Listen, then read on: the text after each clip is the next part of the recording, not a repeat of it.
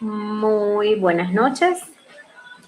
Hoy vamos a estar viendo varias estrategias para el manejo del conflicto, esta vez con inteligencia emocional, porque lo que queremos llegar es a una óptima negociación.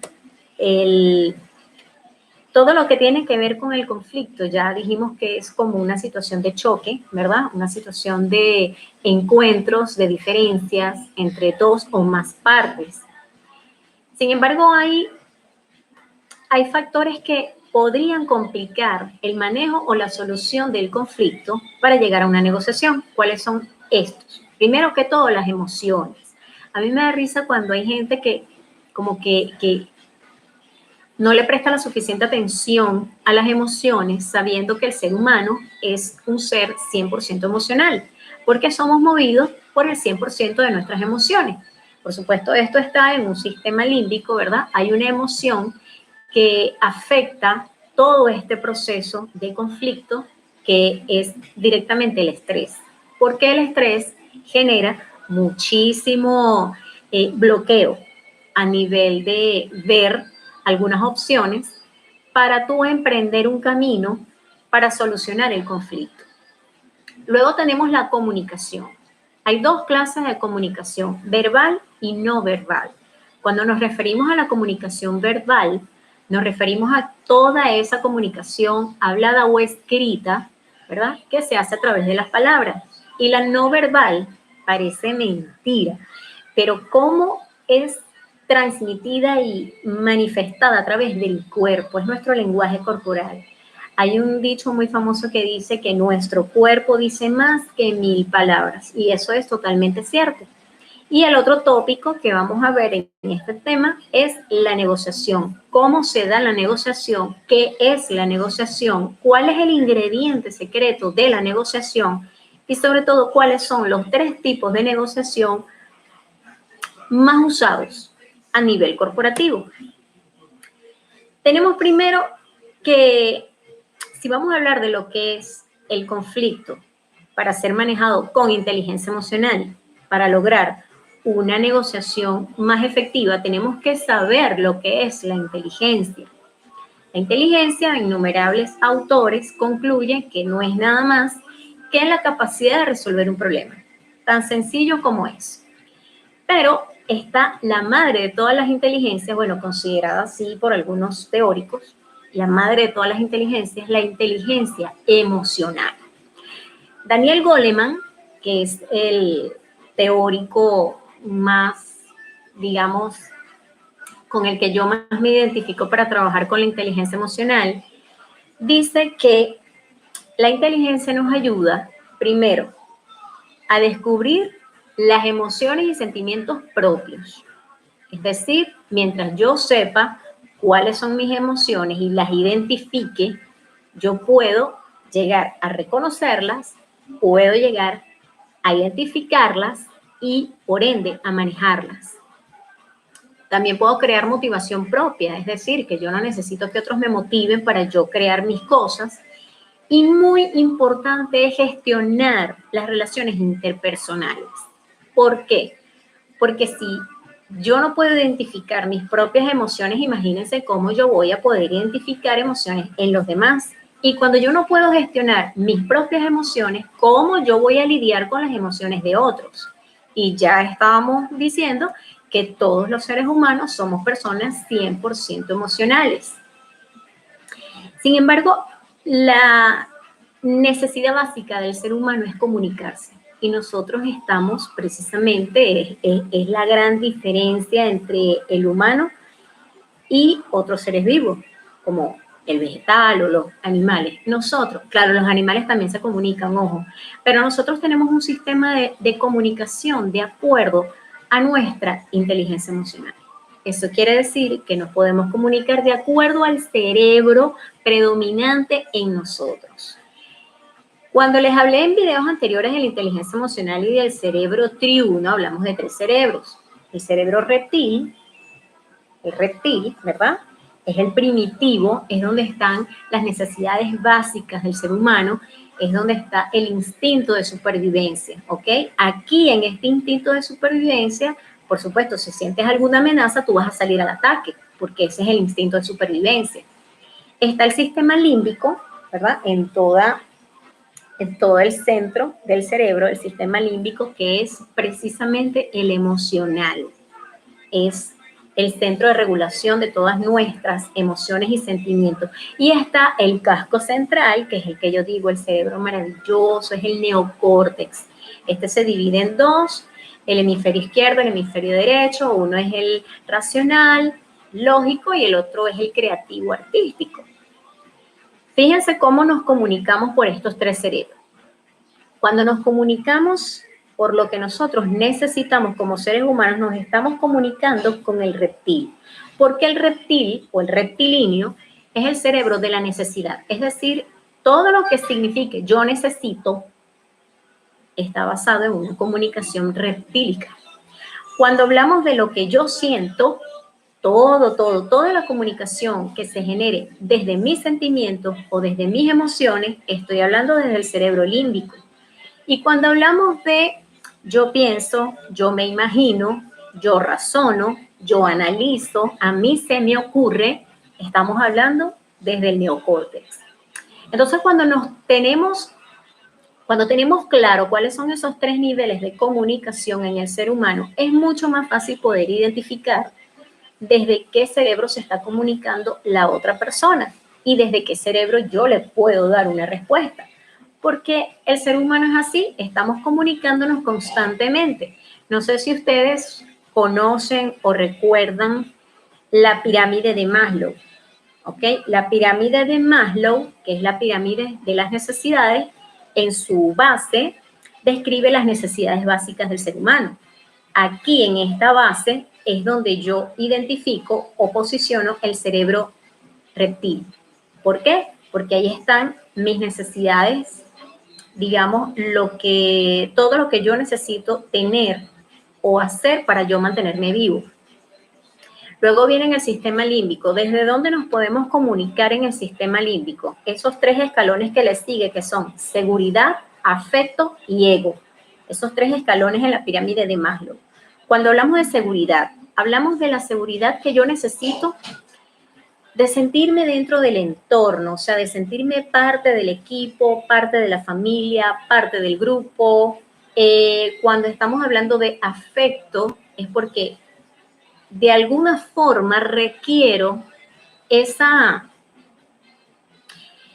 receptividad, que se me haga sentir que en ese lugar yo soy bienvenido, que en ese sitio o en ese grupo yo soy querido y no estoy siendo rechazado. Y el tercer escalón, que viene siendo el ego. El ego es ya más que todo dirigido hacia el reconocimiento. Todo ser humano necesita ser reconocido cuando hace cosas buenas, porque hay veces que los seres humanos nos tocan las emociones cuando hacemos cosas buenas y acumulando.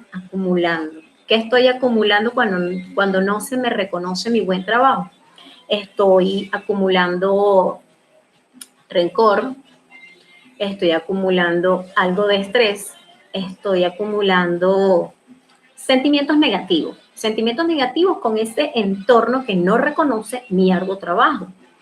Y por supuesto está la última, el pico, ¿verdad? El pico de la pirámide, que es la autorrealización.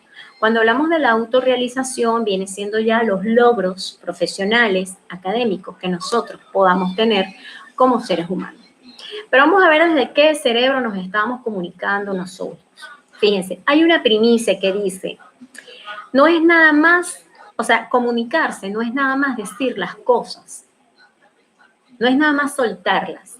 Hay personas que pues se sienten amenazadas desde alguna perspectiva y solo lanzan. Y lo que lanzan es simplemente agresión, porque yo me siento amenazado y yo lancé la agresión para defenderme, ¿ok? No es decir las cosas, es saberlas decir, ¿ok? Desde allí estamos hablando desde nuestro cerebro reptil. Cuando decimos que la comunicación no verbal expresa mucho más que nuestra boca, ahí podemos estar hablando ¿de qué? ¿De qué cerebro? Del sistema límbico. ¿Por qué? Porque en el sistema límbico nosotros podemos ver, reconocer los gestos de la otra persona, cómo está mirando, incluso cuando nosotros le preguntamos a alguien, oye, ¿cómo estás? Y la otra persona, bien. Enseguida nos damos cuenta, ya va, o sea, hay un lenguaje corporal que no es coherente con la palabra que está diciendo ese sujeto, o sea, que posiblemente algo pase y nosotros podemos identificar si tenemos la inteligencia emocional como para poder interactuar con esa persona. Yo puedo identificar así que esa persona está pasando por un momento en que necesita desahogarse. ¿Por qué? Porque una persona en ese estado va a poder negociar o va a poder mediar un conflicto. No, una persona así lo que va es a formar parte de ese conflicto. Se dice como tercera primicia que una inadecuada comunicación es tan mala como la no comunicación. Hay personas que son expertas en omitir detalles o en cambiar el cuento o en agregarle cosas que yo me imaginé. O soy subjetiva, mi comunicación es subjetiva, es decir, de acuerdo a lo que yo pienso, de acuerdo a lo que yo siento y de acuerdo a mis creencias y mis valores es que yo voy a transmitir el mensaje. Y resulta ser que lo que estoy es dañando el mensaje, porque lo estoy contaminando. Entonces eso también va a formar parte de un conflicto, porque la comunicación tiene algo que es esencial, el mensaje. El mensaje tiene que ser claro, tiene que ser conciso. Hay un proceso en esa comunicación. El mensaje tiene que estar sumamente claro para que todas las partes involucradas puedan entender. Para eso necesitan manejar el mismo código. ¿Recuerdan lo que es el código? El código en el proceso de comunicación viene siendo algo así como el lenguaje que empleamos cuando estamos comunicándonos con otra persona. Imagínate tú que yo esté hablando español y trate de comunicarme para negociar o cerrar un trato con una persona que hable coreano, pero yo no hablo coreano y la otra persona no habla español. ¿Puede darse la comunicación? No, por lo menos la verbal no. La no verbal quizás con mímica y sin embargo no es efectiva porque no se maneja el mismo código. Y la otra es el canal. Por ejemplo, si yo voy a transmitir un mensaje escrito a una persona que no sepa leer, ¿estoy siendo eficaz con la transmisión del mensaje? No.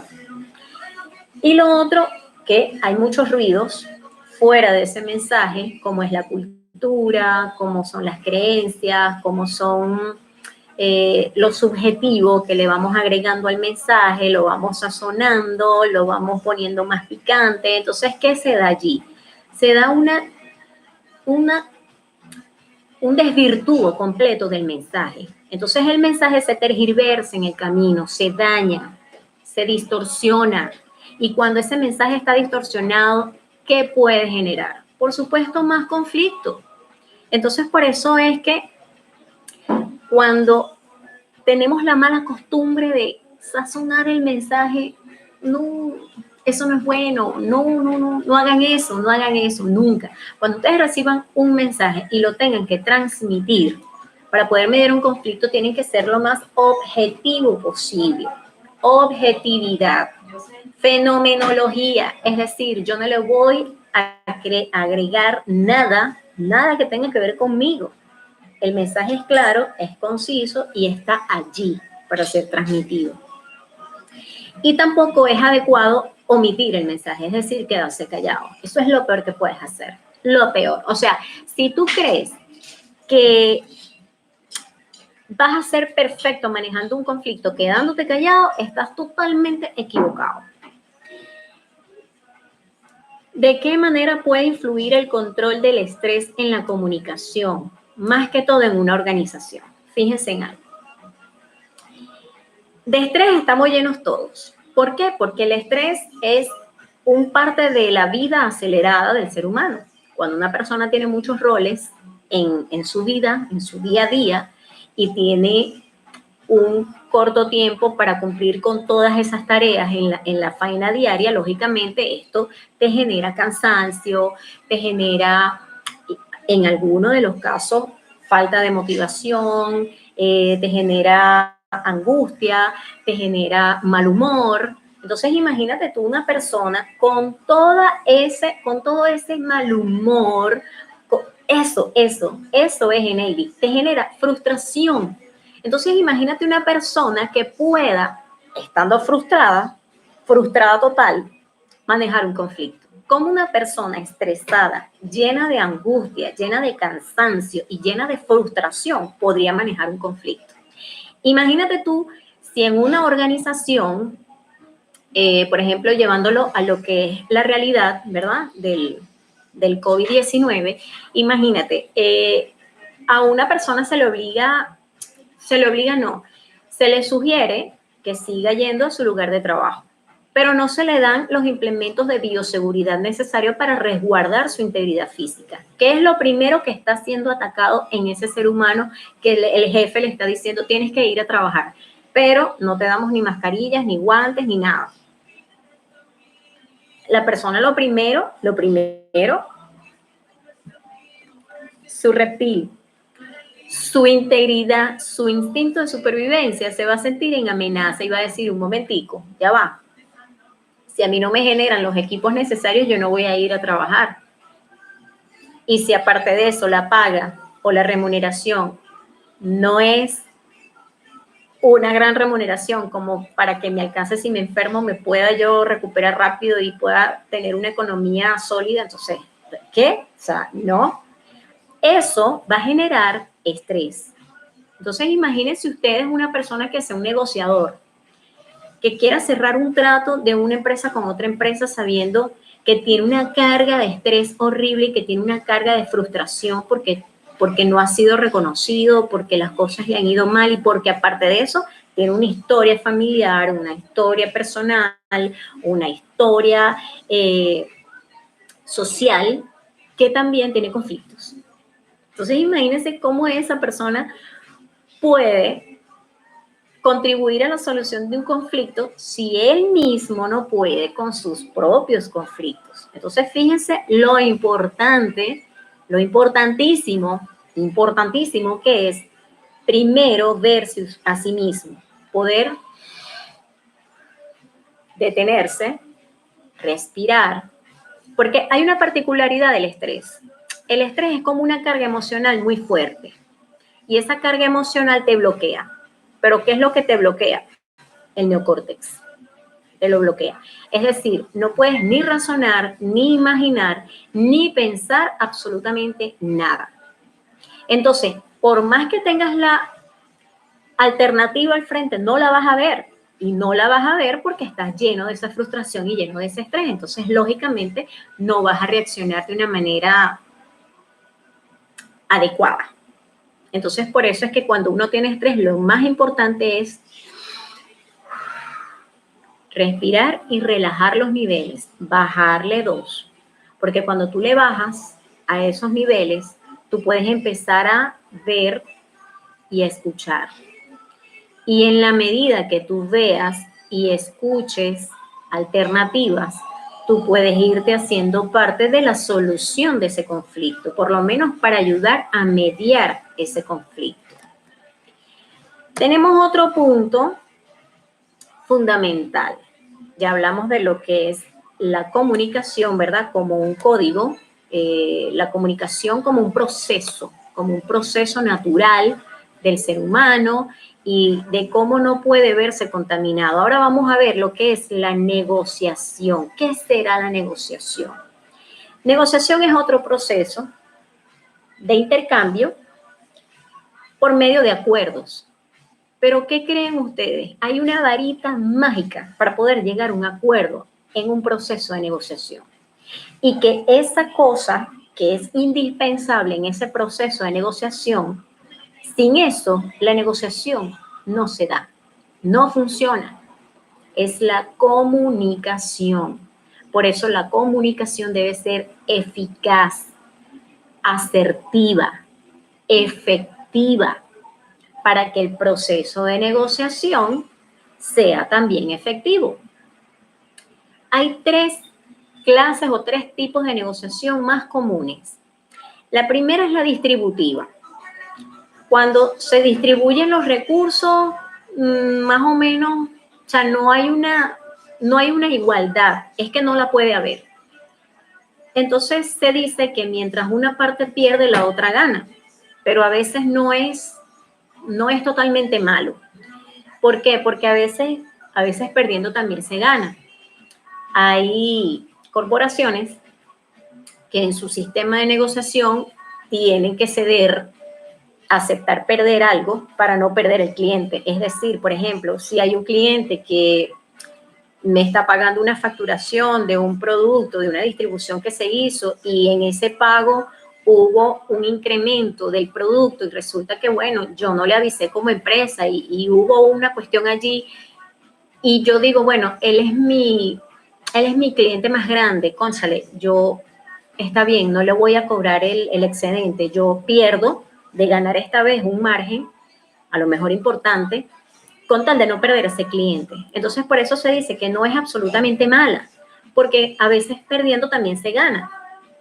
Es como decir en algunas situaciones de equipos de trabajo, sobre todo, cuando se ven esos choques, esos encontronazos entre dos departamentos o entre dos personas que trabajan en una misma área y una de las dos dice, bueno, ya, está bien, sí, sí, está bien, tienes razón, tienes razón. ¿Para qué? Para no ahondar o agravar el conflicto. Eso no quiere decir que yo perdí y que el otro ganó. Eso quiere decir que hay un momento de paz. Paz. Entonces, por eso se dice que esta negociación distributiva no siempre es malo. Por ejemplo, estamos vendiendo un carro.